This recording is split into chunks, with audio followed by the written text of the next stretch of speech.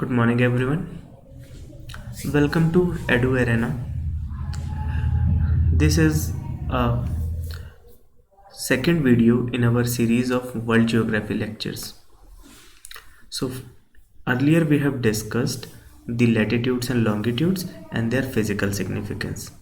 From today onwards, we are going to discuss the important latitudes and longitudes and all the questions which are associated with those latitudes and longitudes. So let us start with the first topic, that is equator. Okay. First of all, we have to see what is the equator. See, in the video of latitude, I have told you what are latitudes. Latitudes are the imaginary lines which tells you the angle of that particular point with respect to the center of earth. Suppose someone says you are at this point and someone says, or this point, suppose you are at this point and someone says what is your location with respect to the center of earth, then someone will say if you make 30-degree angle, that is clockwise, then you will reach up to that point with respect to the center of earth. But the 30-degree angle is here as well as at this point, so we cannot say कि at which exact location you are there, है ना. So what you have to keep in mind that there will be numerous places which will have the same angle, infinite number of places, so infinite number of points which will have the same angular distance with respect to the center of earth. So a line which connects all these points which have the same angle of angular distance with respect to the center of earth will be called as latitude. So that latitude which has 0-degree angle with the center of earth, that is which is perpendicularly above the center of the earth, will be known as equator. For example, this line, any point at this line will have 0-degree angle. Suppose you talk about this point, then it will have 0-degree with respect to this point. You suppose this point, it will also have the same angle. You suppose this 60-degree point, it will also have the same angle. So that line which has 0-degree angle with respect to the center of the earth will be known as equator. So got it, what is equator? Now we have to see like what is the physical significance of the equator. Equator is that point which is vertically overhead the center of earth. So if you will start digging at the equator, you will finally reach like center of earth, but कब पहुंचोगे, no one knows. Got it? It is halfway between the north pole and south pole, obviously. ठीक है? Equator divides the planet into two hemispheres. This line divides the planet into two hemispheres. This northern part is known as northern hemisphere and this southern part is known as southern hemisphere. Got it? So the equator divides the earth into two parts, northern hemisphere and southern hemisphere. India कहाँ पे है? Northern hemisphere में. Got it? Similarly this prime meridian line, ये जो prime meridian line है ये भी दो पार्ट्स में डिवाइड करती है अर्थ को. Eastern part is known as eastern hemisphere, western part is known as western hemisphere. Got it? India कहाँ प्रेजेंट है? नॉर्दर्न हेमिस्फीयर में और ईस्टर्न हेमिस्फीयर में, तो यहाँ कहीं पे इंडिया. Got it? चलो, अभी इक्वेटर के बारे में तो काफ़ी कुछ पता चल गया है. अभी इससे रिलेटेड हम कुछ फैक्ट्स याद कर लेते हैं जो कि अक्सर पूछे जाते हैं इक्वेटर से रिलेटेड. तो पहली चीज़ क्या है? It is the only latitude which is a great circle. Great circle मैं आप लोगों को पिछली बताई थी पिछले वीडियो में. Great circles are those circles which divides the earth into two exact number of like halves. So equator divides the earth into exactly two equal parts, northern hemisphere and southern hemisphere. Therefore only latitude which is a great circle, वो कौन सा है? हमारा equator. अच्छा सोचो, अगर मैं यहाँ से लाइन बना देता हूँ 10 डिग्री के पास से, तो ऑब्वियस सी चीज़ है कि नॉर्दर्न हेमिस्फीयर छोटा हो जाएगा, सदर्न हेमिस्फीयर बड़ा हो जाएगा, क्योंकि इसमें कितने लैटिट्यूड आ जाएंगे? 0 से लेकर के 90 तक प्लस 10 और, तो टोटल 100, बट ऊपर सिर्फ 90 लैटिट्यूड रहेंगे. So therefore that only latitude which is a great circle is equator. Keep this point in mind. Second, जब भी हम इक्वेटर का नाम सुनते हैं ना, तो हमें लगता है कि लाइक बहुत गर्मी होती होगी यहाँ पे, but this is the place which is known for heavy rainfall and the weather is very calm. Like बारिश होगी, डेली बारिश होगी, बट स्टॉर्म्स नहीं मिलेंगे तुमको देखने को. स्टॉर्म्स तुमको ट्रॉपिक्स पे मिलते हैं हमेशा. Got it? सो ये ऐसा प्लेस होता है इक्वेटर का, 5 डिग्री नॉर्थ से लेकर के 5 डिग्री साउथ तक का जो इलाका होता है, यहाँ पे कभी भी बारिश, हमेशा बारिश होती रहेगी, हमेशा कभी भी बारिश तुमको मिल सकती है, बट वेदर बहुत काम होगा, there will be no storm, बहुत विंडी वेदर नहीं होगा। Got it. It is also famous for evening rainfall, that is 4 o'clock rainfall. हाँ, होता क्या है कि यहाँ पे इंसोलेशन यानी सनलाइट इतनी ज़्यादा पड़ती है, डायरेक्टली ओवरहेड है सन, मान लो यहाँ पे है और डायरेक्टली ओवरहेड इस पॉइंट पे डायरेक्ट हीटिंग कर रहा है। इतनी ज़्यादा हीटिंग होने की वजह से क्या होता है कि जितना भी वाटर वेपर होता है वो सब ऊपर चला जाता है, इवेपोरेट होकर के क्लाउड की फॉर्मेशन होती है और डेली डेली बारिश होने लगती है। सो पूरे दिन गर्मी की वजह से क्या होगा कि मतलब पूरे दिन जब धूप पड़ रही है तो धूप से क्या होगा, इंसोलेशन की वजह से दिन भर इवेपोरेशन होता रहेगा और शाम को जैसे मौसम थोड़ा ठंडा होगा, कंडेंसेशन होने की वजह से रोज बारिश होगी। So the place where daily at 4 o'clock rainfall होती है, that is equator. Got it. अब बहुत ज़्यादा बारिश होती है यहाँ पे, ये चीज़ तो पता चल गई। तो यहाँ पे क्या क्या और चीज़ें हो सकती हैं, दिमाग लगाओ कि क्या क्या क्रॉप्स होंगी। ऑब्वियस सी चीज़ है, जो भी वाटर इंटेंसिव क्रॉप्स होंगी वो यहाँ की मेजर क्रॉप्स होंगी। फॉर एग्जांपल राइस हो गया, रबड़, कॉफ़ी, टैपियोका, बनाना, ये सब प्लांटेशन क्रॉप्स हैं। तो कोई भी प्लांटेशन क्रॉप का नाम अगर दिमाग में है ना, सीधे डालना इक्वेटर। लाइक रबड़ is very famous for Indonesia, Malaysia. Coffee is also famous at these parts. Tapioca and banana is famous. Got it? This region is also famous for mighty rivers. For example, Congo and Amazon. Obvious सी बात है, रोज बारिश होगी तो reverse भी बहुत बड़ी बड़ी होंगी। तो कॉन्गो तो इसके बेसिन पे, कॉन्गो तो बेसिकली इक्वेटर पे है ही है। अमेजोन का बेसिन भी यहीं पे ही है, मतलब इक्वेटर के अराउंड ही है। तो क्योंकि रेनफॉल बहुत ज़्यादा होती है इस वजह से ऐसा है। Got it. तो मेजर पॉइंट्स क्या याद रखने हैं, only latitude which is a great circle, रोज बारिश होती है, heavy rainfall but weather is very calm, 4 o'clock rainfall रोज होगी, rice and rubber and banana, tapioca are the famous crops and major rivers यहाँ पाई जाती हैं, कॉन्गो, अमेजोन, ये सब। और अर्थ को बाकी 2 इक्वल पार्ट्स में बांटता है, सब जानते हैं। एंड 0 डिग्री लैटिट्यूड पे है इक्वेटर, ये भी सब जानते हैं। ध्यान क्या रखना है कि equator is a point, equator is a line, imaginary line which connects all the points which have 0 degree angular distance with respect to the center of it. Got it? चलो नेक्स्ट पेज पे चलते हैं। अभी next question जो आता है कि कितने कंट्रीज हैं through which this equator passes. ठीक है, तो ये याद करना यार बहुत मतलब ईजी तो मैं नहीं कहूँगा, but it is very important to learn all those countries through which this imaginary line passes. Got it. So हम क्या करते हैं, we divide this into 3 territories and then we will learn it.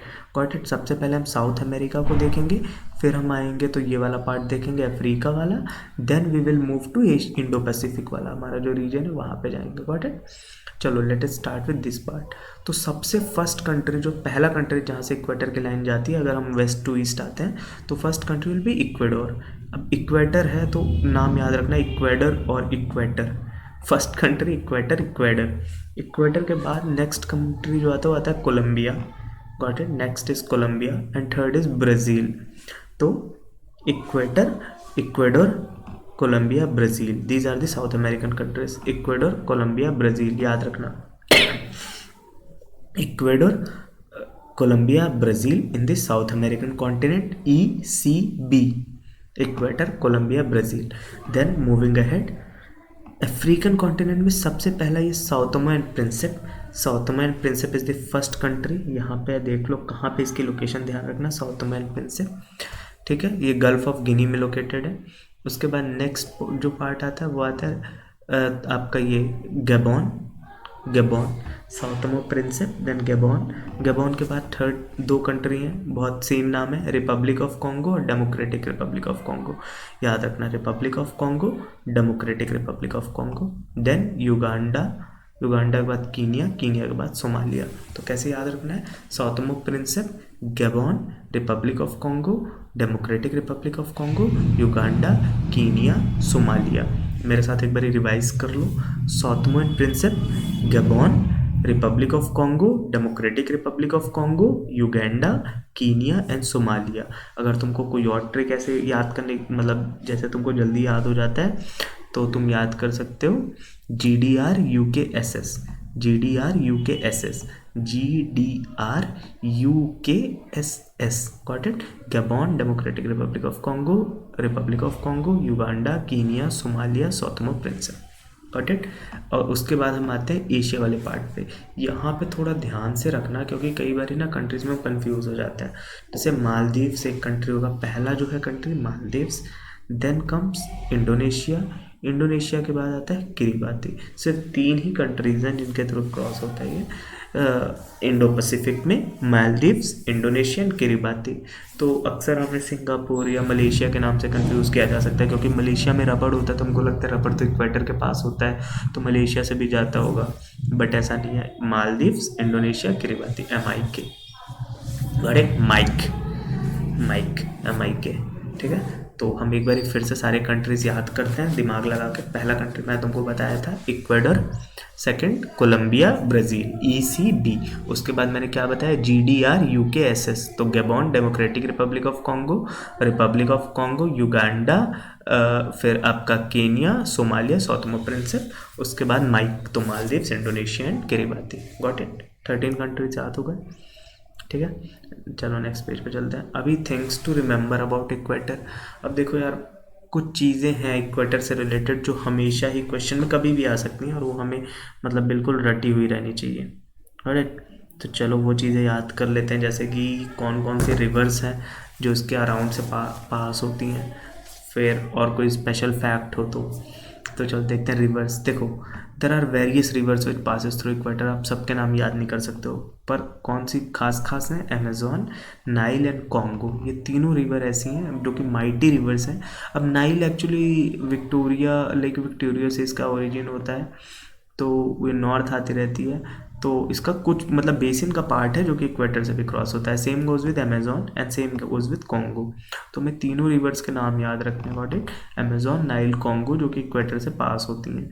But इसमें सबसे खास नदी जो है वो है कॉन्गो। कॉन्गो को ध्यान से याद रखना।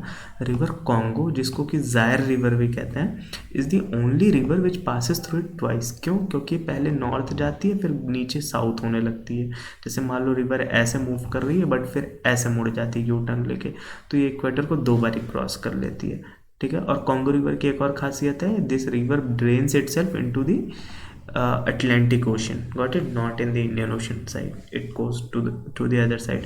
Orange River and Congo rivers are the 2 rivers in the African continent जो कि अपने आप को अटलांटिक में ड्रेन करती हैं। बाकी जितनी भी मेजर रिवर्स हैं सब इंडियन ओशन की तरफ आती हैं, आई मीन अरेबियन सी की साइड, गॉट इट। तो कॉन्गो रिवर की क्या खासियत है, is the only river which passes through it twice. मैं ना 3 फैक्ट बताता हूँ, देखना। Congo river is the only river which passes through equator twice, got it.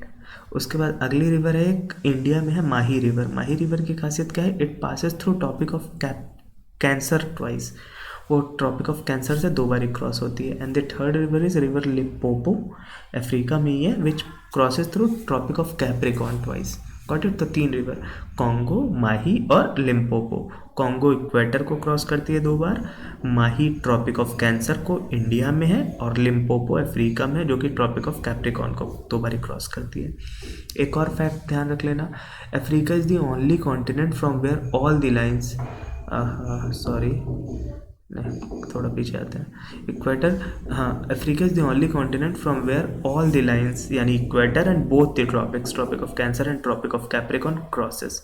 और कोई भी कॉन्टिनेंट नहीं है जहाँ से तीनों चीज़ें क्रॉस करती है, तो अफ्रीका का, क्योंकि लैटिट्यूडनल एक्सटेंट काफ़ी ज़्यादा है, ठीक। Equator meets the prime meridian in the gulf of Guinea in the southern Atlantic ocean. ये चीज़ मैं समझाता हूँ, पिछली स्लाइड में आते हैं। देखो, तुम्हें पता है कि प्राइम मेरिडियन लगभग यहाँ यूके के पास से जाता है, ठीक है, और इक्वेटर यहाँ से जाता है, ये लाइन ये जो है इक्वेटर की है। तो प्राइम मेरिडियन और ये एक दूसरे को गल्फ ऑफ गिनी यहाँ पे कहीं पे क्रॉस करते हैं, गॉट इट। ये चीज़ पूछी जाती है कि प्राइम मेरिडियन एंड ये तुम्हारा जो है इक्वेटर कहाँ पे क्रॉस करते हैं एक दूसरे को, तो गल्फ ऑफ गिनी जो कि सदर्न अटलांटिक ओशन में है। तो ये चीज़ अक्सर पूछ ली जाती है, तो वो भी ध्यान रखना, ठीक है। आई होप समझ आ गया होगा। अगली चीज़, हाँ, it is often believed that equator has the highest temperature on earth, but because the sunlight is always perpendicular to the surface. But it is interesting to note that equator is relatively cooler and calm, because due to high insolation यहाँ पे low pressure create हो जाता है, और उसकी वजह से daily बारिश होती है।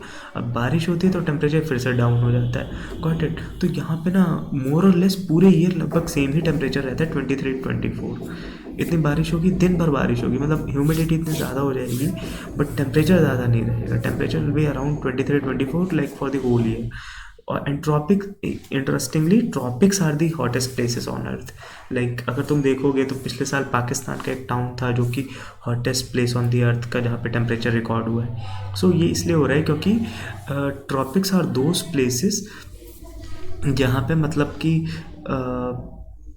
इंसोलेशन हो रही है प्रॉपर, बट क्योंकि वहाँ पे जो प्रेशर बेल्ट्स हैं वो डाइवर्ज हो रही हैं, कन्वर्ज नहीं हो रही हैं, तो वहाँ पे लो प्रेशर नहीं बन पाता है, गॉट इट, और वहाँ पे बारिश नहीं हो पाती। सो जब तक बारिश नहीं होगी तब तक वो ठंडी नहीं हो पाती जगह, तो ट्रॉपिक्स ज़्यादा गर्म हो जाते हैं। कुल मिला, अभी वो प्रेशर बेल्ट वगैरह बाद में समझेंगे, बस अभी कुल मिला करके इतना समझ लो कि इक्वेटर जो है वहाँ पे हाईएस्ट टेम्परेचर नहीं होता, ट्रॉपिक्स पे हमेशा हाईएस्ट टेम्परेचर रहेगा। Equators are relatively cooler.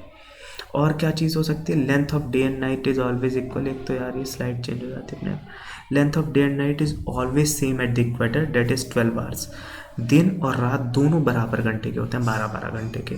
और एक और ख़ास चीज़ है, कोई सीज़न नहीं होता इक्वेटर पे, हर सीज़न वहाँ पे, मैंने अभी बताया पूरे साल लगभग 23-24 डिग्री टेम्परेचर है। क्यों?